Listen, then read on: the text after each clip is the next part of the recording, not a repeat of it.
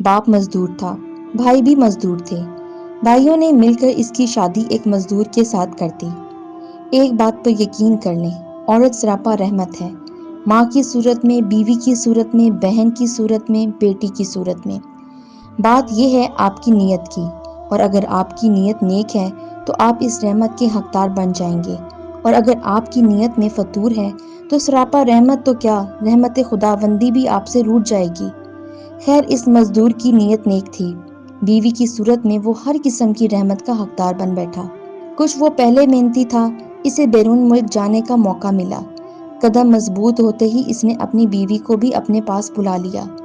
غریب کی بیٹی خوشحال ہو چکی تھی، اب اس کی زندگی کا ہر دن یوم عید تھا اور رات شب برات تھی، مگر اس عالم میں بھی وہ اپنے ابو اور بھائیوں کو بھولی نہیں تھی۔ پردیس میں 2 برس گزر چکے تھے۔ ایک دن اسے اپنے ابو اور بھائیوں کی یاد نے تڑپایا۔ شوہر نے اس کی خواہش کا احترام کیا۔ اب وہ وطن واپس لوٹ رہی تھی۔ اس نے اپنے واپسی کی کسی کو اطلاع نہیں دی تھی۔ وہ اپنے گھر پہنچ کر اچانک سب کو خوشی دینا چاہتی تھی، خوشی پانا چاہتی تھی۔ وطن پہنچ کر وہ سب سے پہلے اپنی امی کے پاس گئی۔ امی شہر خاموشہ میں ابدی نیند کے مزے لے رہی تھی، مگر وہ جانتی تھی اس کی آمد پر امی کو سکون ضرور ملا ہوگا۔ اب وہ اپنے گھر پہنچی، اسے اچانک اپنے سامنے دیکھ کر اس کے بھائی پریشان ہو گئے۔ ابو کہاں ہیں؟ اس نے سوال پوچھا۔ اس سوال کا جواب دینا تمام بھائیوں کے لیے مشکل ہو رہا تھا۔ پھر اسے ایک پڑوسن سے اپنے سوال کا جواب بھی ملا اور سراغ بھی۔ نالائق بیٹوں نے اپنے باپ کو گھر سے نکال دیا تھا اور اب اس کا باپ جھونپڑی میں اپنی زندگی کے دن پورے کر رہا تھا۔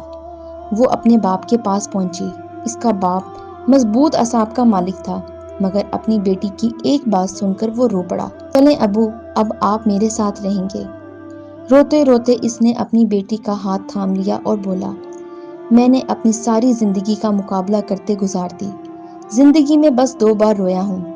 ایک بار تب جب تم پیدا ہوئی تھی تو میں شرمندگی کے احساس سے رویا تھا، اور دوسری بار آج جب تم نے مجھے سہارا دینے کی بات کی۔